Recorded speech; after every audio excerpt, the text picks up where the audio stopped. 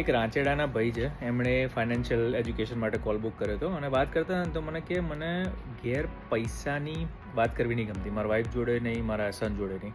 એમનો સન 17 વર્ષની આજુબાજુ થયો છે. મેં કીધું કેમ નહીં ગમતી? એટલે કે ખબર નહીં, પહેલાંથી અમે નાના હતા ત્યારે ઘરે પપ્પા વાત નહોતા કરતા એ રીતે. મને બી એવું થાય છે કે પૈસાની વાત કરીએ તો થોડું ગરીબ ફીલ થાય કે અને ફાઇનાન્શિયલી એ સારું કરે છે, એમના વાઈફ બી જોબ કરે છે. પણ હસબન્ડ અને વાઈફ બંને ભેગા થઈને જો પૈસાની વાત ના કરતા હોય ને કે ભાઈ ક્યાં આપણે આપણી ઇન્કમ કેટલી છે, કે પછી આપણે આમાંથી કેટલી બચત કરવી જોઈએ, કાં તો પછી આપણે બચત કરીએ છીએ શેના માટે કરીએ છીએ, ભાઈ છોકરાના એજ્યુકેશન માટે, કે ભાઈ આપણે ટ્રીપ ઉપર જવું છે, કે ભાઈ આપણો ગોલ છે કે ભાઈ 40 ના થઈએ કે 50 ના થઈએ ત્યાં સુધી આટલા પૈસા આપણી જોડે ઇન્વેસ્ટેડ પડ્યા હોય, રાઈટ? એ બધી વસ્તુઓ તમે જો હસબન્ડ વાઈફ કે જો કિડ્સ મોટા થઈ ગયા હોય તો એમની જોડે ખુલીને વાત ના કરો ને, પ્રોબ્લેમ શું થાય કે પછી દરેકના ફાઇનાન્શિયલ ગોલ જુદા થઈ જાય, રાઈટ? કે ભાઈ તમને એવું હોય કે ભાઈ મારે બચત વધારે કરવી છે કારણ કે મારે 55 રિટાયર થઈ જવું છે. હવે તમારા છોકરાને એવું લાગતું હોય કે ઓ પપ્પા તો પૈસા ખર્ચતા જ નહીં, રાઈટ? કે કેમ નહીં ખર્ચતા એવું કદી તમે ખુલીને એમને કીધું જ નથી, રાઈટ? કાં તો પછી તમારી થિંકિંગ એવી હોય કે ભાઈ પૈસા જો બહુ વાપરી કાઢીશું તો ભાઈ સંકટ સમયે જ્યારે જરૂર પડશે પૈસાની ત્યારે પૈસા નહીં હોય તમારી જોડે.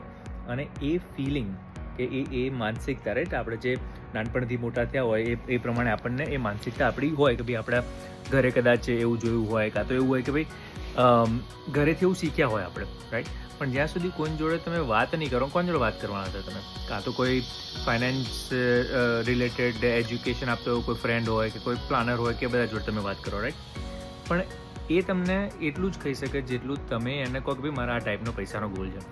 પણ જે ખરેખર શું ગોલ હોવો જોઈએ અને ગોલ જો બદલાય તો કેમ બદલાય, કે ભાઈ તમે ફોર એક્ઝામ્પલ કે હસબન્ડ એવો હોય કે ના આપણે પૈસા ભેગા કરવા છે, કોઈ દિવસ જરૂર પડે એ વખતે આપણી જોડે હોવા જોઈએ.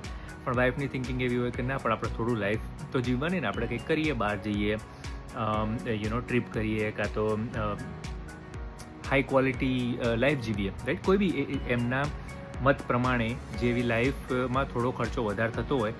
અને એવું નહીં કે ભાઈ હાથ એકદમ ખુલ્લા જ કરી દેવા હોય એમને ખાલી એવું છે કે ભાઈ આપણે થોડું સ્ટાન્ડર્ડ આપણે અપ કરીએ ને. આપણે પહેલાં જેમ 20s સર્વાઈવલ મોડમાં હતા એ મોડમાં નથી. હવે થોડા પૈસા થઈ ગયા છે કે થોડું આપણે લાઈફ આપણી બેટર કરી શકીએ. પણ એ ડિસ્કશન ક્યારે થશે? જ્યારે તમે ઓપનલી પૈસાની વાત કરશો ત્યારે. અને હું તો કહું છું ફેમિલીમાં તમે આવા 3 કે 4 લોકો જો ને કે ભાઈ હસબન્ડ વાઈફ છે, પછી કિડ્સ છે જે થોડા સમજુ થઈ ગયા છે, બધાએ ભેગા થઈને તમે ગોલ રાખશો ને તો એ ટ્રાન્સપરન્સી સાથે સાથે એક તો છોકરાઓને એજ્યુકેશન મળશે, છોકરાઓને એ બી સમજવાનું છે, રાઈટ? કે ભાઈ પપ્પા એવા હોય કે ભાઈ જેમને સેવિંગ કરવું ગમતું હોય, મમ્મી એવી હોય કે એમને લાઈફ થોડી એન્જોય કરવી ગમતી હોય. Both are good thing, right? પણ હવે પપ્પા વાત જ ના કરતા હોય મમ્મી જોડે અને મમ્મી એવું લાગે કે પપ્પા કંજૂસ જ છે, તમે છોકરાને શું એજ્યુકેટ કરી રહ્યા છો? કદાચ જો વધારે ઇન્ફ્લુઅન્સ મમ્મીનું થશે તો છોકરા મોટો થઈને એવું થશે કે પૈસા તો એન્જોય કરવા જોઈએ, પપ્પાએ કશું કર્યું નહીં, આખી જિંદગી પૈસા મૂકી રાખ્યા. પણ કેમ મૂકી રાખ્યા એ ડિસ્કસ કરશો તો એને બી ખબર પડશે કે ઓકે આ 2 ઓપ્શન છે, આ બંને ડિસ્કશન કરે અને કદાચ તમે તમારી લાઈફ બી બીજી રીતે થોડી જીવશો, રાઈટ? ઘણા એવા લોકો મને મળે છે કે જે 50-60 સુધી એમણે સેવિંગ જ કર્યું, સારા એવા પૈસા ભેગા કરી દીધા, પણ હવે 60 ના થાય ને પછી સાલું 40s બહાર ફરવા જવાય એવું હતું પણ ના ગયો કારણ કે મારા પૈસા બચાવવા હતા. હવે બેંકમાં જોઉં છું તો પૈસા વધારે પડ્યા છે પણ મેં કશું કર્યું નહીં એનું, રાઈટ? કાં તો પછી ઘણા એવા બી હોય છે કે ભાઈ મેં ઉડાવી દીધા બધા પૈસા, પણ મને એ નથી ખબર પડતી કે ભેગા કરીને કરવાના શું. ખાલી પૈસા જ જો મૂકી રાખવાના હોય.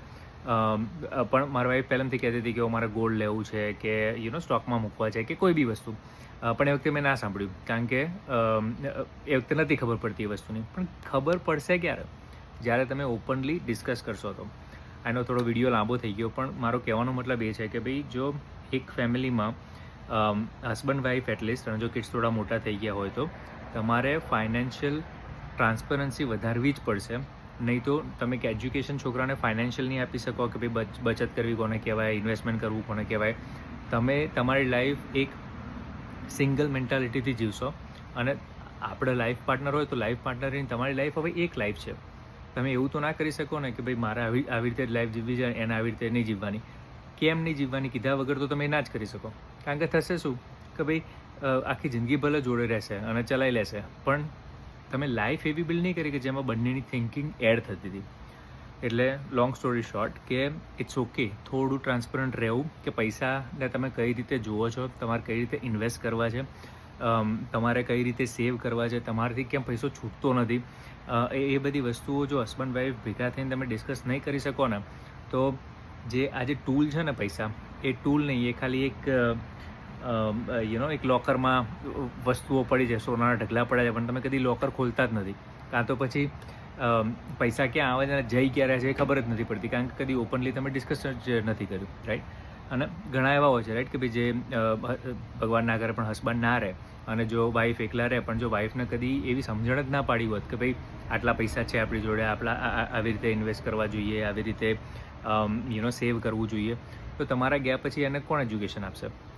ભગવાન ના કરે એવું કંઈ થાય, રાઈટ. પણ બંનેમાંથી એક જતું રહે તો તમારી જે થિંકિંગ છે, જેના લીધે તમે એને લોંગ ટર્મ સારી લાઈફ પ્રોવાઈડ કરવા માગો છો, કેવી રીતે આપી શકશો, રાઈટ. એટલે જો તમારા હસબન્ડ કે વાઈફ ખુલીને પૈસાની વાત ના કરી શકતા હોય તમારી જોડે કે તમારા કિડ્સ જોડે, કે જે હવે ઓલમોસ્ટ એડલ્ટ થવાના છે, તો એમના વિડીયો શેર કરજો અને એમને વિચારવા માટે ખાલી એક થોટ મૂકવા માટે કહેજો કે ભાઈ આપણે વાત કરીશું એનાથી નુકસાન શું છે, ફાયદા આ છે અમિતભાઈએ કીધા એ, આમાં જ નુકસાન શું છે. આપણે થોડું ઓપન થઈને ટ્રાન્સપરન્ટ રહીને આપણે લાઈફ એવી બિલ્ડ કરીએ કે જેનાથી આપણા એ ફાઇનાન્શિયલ લાઈફનો ફાઇનાન્શિયલ ગોલ એ સેમ રહે. ચાલો, hopefully make sense. Take care.